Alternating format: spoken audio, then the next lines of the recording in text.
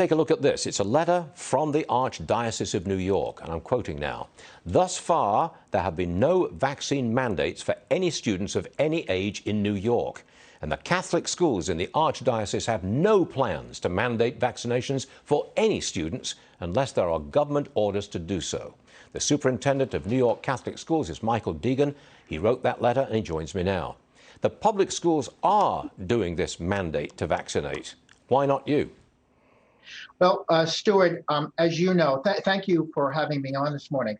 As you know, that the Catholic schools here in the Archdiocese have been open, 100% open, since September of 2020.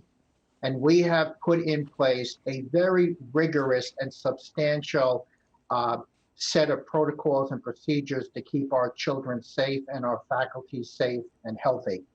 And when the vaccines became available, as you know, the Holy Father and Cardinal Dolan have said, please get vaccinated. We want you to be vaccinated. It's the moral thing to do if you choose to do so. So therefore, my job as the superintendent is to do everything that I can do to make sure that our children are safe. And we are recommending that families choose to get their children vaccinated. But Stuart, the primary health care provider for our children are our parents. They know what's best for their children.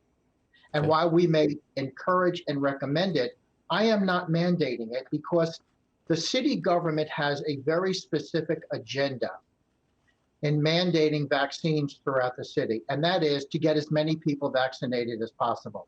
What about the mask? What about masks? Are your children in Catholic schools required to wear masks? They are, because that is a state-required mandate. Okay. So the city government has insisted on mandatory vaccinations because they want that to be their goal. My goal is to ensure that every one of our children is safe. Okay. And we're confident that we can do that with the protocols that are in place while encouraging and not mandating that our children be vaccinated. I'm sure this is very popular with parents. Am I right? Well, it seems to be a reflection of what parents are looking for with respect to taking care of their children. One of the distinguishing features of our Catholic schools is that we partner with our parents every single day. And we have a great relationship with our parents so that when I make informed decisions about the health and safety of their children, it is with them in mind and their partnership in considering what they think is best for their children and for our schools. And we have had virtually no transmission of the virus within our school system. Okay.